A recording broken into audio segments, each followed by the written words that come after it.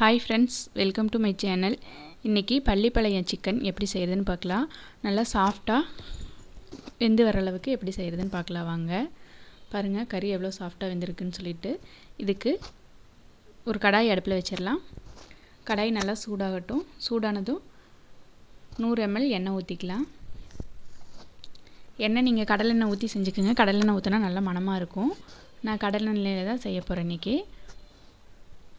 இப்போ எண்ணெய் சூடானதும் 1/4 கிலோ அளவு சின்ன வெங்காயம் கட் பண்ணி எடுத்து வச்சுருக்கேன். அதை சேர்த்துக்கலாம்.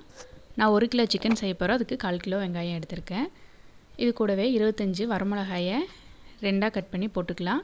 வரமிளகாயில் பாதி அளவு விதையை எடுத்துகிட்டு பாதி விதையை இது கூடவே சேர்த்துக்கலாம். இப்போ வெங்காயத்தையும் மிளகாயும் நல்லா கலந்து விட்டுறலாம். இதை ரெண்டையும் நல்லா கலந்துட்டு இது கூடவே 1 ஸ்பூன் அளவு இஞ்சி பூண்டு பேஸ்ட் போட்டுக்கலாம். போட்டு இஞ்சி பூண்டு பச்சை வாசனை போனால் போதும். எல்லாத்தையும் நல்லா கலந்து விட்டுறலாம். பாருங்கள், இஞ்சி பூண்டு பச்சை வாசனை போகிற அளவுக்கு வதக்கி விட்டுறலாம்.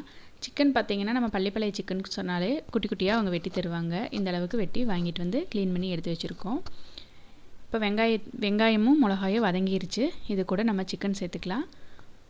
1/2 ஸ்பூன் அளவு மஞ்சப்பொடி, தேவையான அளவு உப்பு போட்டுக்கலாம். உப்பு போட்டு சிக்கனை நல்லா கலந்து விட்டுறலாம்.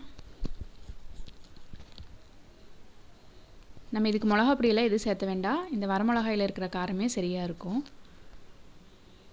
தண்ணியும் ஊற்ற வேண்டாம். பாருங்கள், தண்ணி சிக்கன்லேருந்தே நல்லா விட்டு வந்துருச்சு. நம்ம தண்ணி எதுவும் சேர்க்க வேண்டாம். அடுப்பை மீடியம் ஃப்ளேமில் வச்சு மூடி போட்டு ஒரு 5 நிமிஷம் கழிஞ்சு கலந்து கொடுத்துக்கலாம். இப்போ 5 நிமிஷம் ஆயிடுச்சு. நம்ம நல்லா சிக்கனை கலந்து விட்டுறலாம்.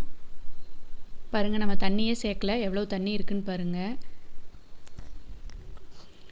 இப்போ பாதி அளவு சிக்கன் வெந்துருச்சு. இதில் பொடியாக கட் பண்ணி வச்ச தேங்காயை சேர்த்துக்கலாம். தேங்காய் சேர்த்துட்டு நல்லா கலந்து விட்டுறலாம். கலந்து விட்டு மறுபடியும் ஒரு 5 நிமிஷம் வேக வச்சு எடுத்துக்கலாம். பாருங்கள், சிக்கன் சூப்பராக வெந்துருச்சு.